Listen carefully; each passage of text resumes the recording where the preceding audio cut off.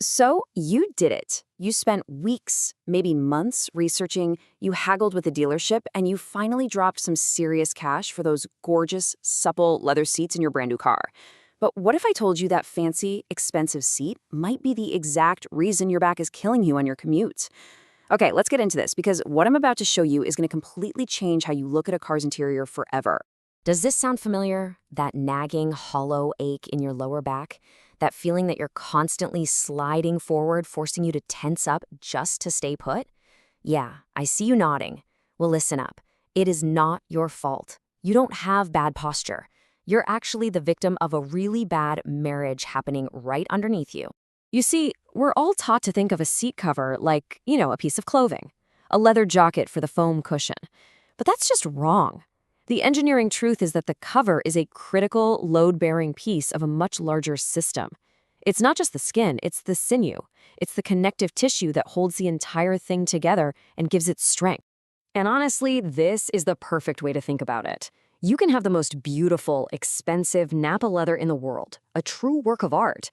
But if the structure it's attached to isn't a perfect match, it's all for nothing. You get wrinkles, you get sagging, and you get that back pain. The suit just hangs wrong, and more importantly, it feels absolutely terrible to wear. Okay, so let's get our hands dirty. We're gonna metaphorically rip the seat open and dissect it. We need to peel back the layers and see the three core parts that make the difference between sitting on a throne and being strapped into a torture device. So every single car seat basically has three layers. First, you've got the frame. Think of this as the skeleton, the steel bones that have to handle your weight and, this is key, withstand the insane forces of a crash. Then you have the foam, which is like the muscle and fat that cushions you. But the real magic, the part everyone overlooks, is the cover. It's not just a passive wrapper, it's an active tensioning system. It's the skin and sinew that pulls everything into its final shape and gives you support.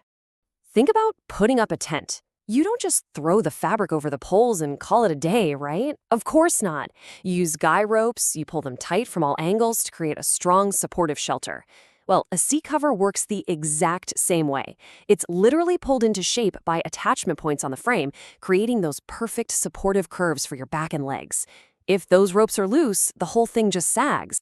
And that's the whole ballgame right there. For a seat to actually work, this marriage between the cover and the frame needs three things to be absolutely perfect. The positioning of all those attachment points has to be exact, the tension applied has to be just right, not too much, not too little, and the fastening method has to be rock solid. If you get even one of these wrong, the marriage is headed for a messy divorce, and your back is going to pay the price. And this is where we get into the nitty-gritty. This is the real battlefield for car engineers. We're not talking about big, sweeping design choices here. This is a war fought over millimeters, where one tiny miscalculation can have massive consequences for your comfort and, as you're about to find out, your safety. It's the ultimate Goldilocks problem. If the cover is too loose, you get ugly wrinkles, zero support, and that hollowed-out feeling in your back. But if it's too tight, it's just as bad. The cover acts like a trampoline, holding you up and off the foam. You never sink in, the foam can't do its job, and the seat feels as hard as a park bench. So, what's the magic number? What's the perfect tension to avoid all these problems? Well, engineers are shooting for a target between 8 and 15 newtons of pretension. That's the sweet spot. It's just enough force to keep the cover smooth and supportive, but not so much that it kills the cushy feeling of the foam. Think of it like a perfectly strung tennis racket. It's got tension, it's ready to perform, but it's not a rigid board. And this blows up a huge myth. We're trained to think that softer and slipperier means more luxurious. But on a long road trip, a cover without enough grip forces your core and your leg muscles to constantly fire just to keep you from sliding around in every turn. It is physically exhausting. True comfort isn't just about softness. It's about stability. It's about the seat holding you so you don't have to hold yourself. Okay, we've covered comfort. We've talked about wrinkles, but now we need to talk about something way more important. I need you to really focus here, because this is where the millimeter war stops being about your back and starts being about your life. This sentence on the screen. It's not an exaggeration. It's a literal engineering fact. If your car has side airbags built into the seats, then in a side impact crash, a very special seam on that seat cover has to tear open in a perfectly predictable way. And it has to happen in less than 10 milliseconds. That is literally faster than the blink of an eye. The thread they use, the stitch length, the material, it's all precisely engineered to fail at an exact force, letting that airbag out. If that seam is too strong or in the wrong spot by just a few millimeters, the airbag can be late, go the wrong way, or just not work at all. And this is exactly why I have to give you this serious warning. You know those thick, full-wrap aftermarket seat covers you see all over the internet? They are incredibly dangerous. They can completely block that critical airbag seam. They throw off that whole tension system we've been talking about, and in a crash, they could be the difference between an airbag saving your life and it doing nothing at all. Seriously, just don't do it. So if you're still thinking, a few millimeters, what's the big deal? Let me tell you a quick, true story from deep inside the auto industry. It's what engineers call the 8mm horror story, and it perfectly explains why this millimeter war is so intense. 8mm. That's about the thickness of your smartphone. Just keep that tiny number in your head, because in this story, it's the villain. So, a major car maker was developing a new luxury SUV, but they had this one huge problem. An ugly wrinkle kept showing up on the backseat after anyone sat on it.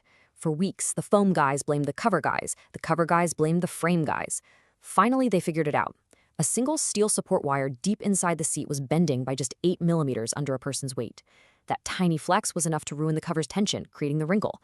The fix meant a total frame redesign, massive delays, and a huge hit to the budget, all because of 8mm.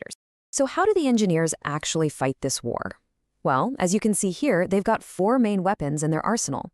You've got the old-school hog ring, which is slow and expensive, but incredibly precise. That's for your high-end luxury cars. Then there's the J-clip, which is way faster and cheaper, so it's the workhorse for most mass-market cars. Velcro is flexible, but not super strong, so you see it in less critical spots. And finally, you've got adhesive, which gives that perfect, smooth, bonded look you need for high-performance sports cars. Every single one is a trade-off between cost, speed, and that all-important precision. Okay, you've just downloaded a ton of engineering knowledge. So now for the best part. Let's turn all this theory into a powerful, practical tool you can use the very next time you set foot in a car showroom. I mean, this is the million-dollar question, right? You can't exactly bring a scalpel to the dealership, so how can you, a smart buyer, figure out if the engineers actually won the millimeter war, or if you're about to spend thousands on a future backache? Here's the pro move. It's super simple. First, just sit in the seat like you normally would. Then, take the palm of your hand, put it in the center of the seat cushion, and firmly push the cover outwards, towards the side bolsters. Now, really pay attention to what you feel. Can you easily bunch up the material into a wrinkle? That's too loose. Does it feel like you're pushing on a wooden board with zero give?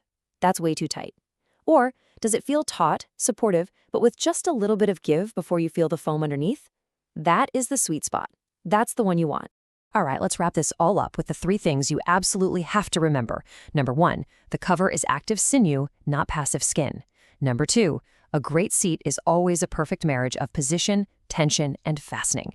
And number 3, and this is the most important, what that 10-second test tells you in the showroom will absolutely predict how your back feels 2 hours into a road trip.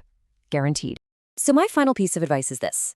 The next time you're looking at a car and the salesperson is telling you to admire the pretty stitching or feel how soft the leather is, I want you to just smile, nod, and completely ignore them. I want you to stop looking at the decoration and start feeling for the engineering underneath.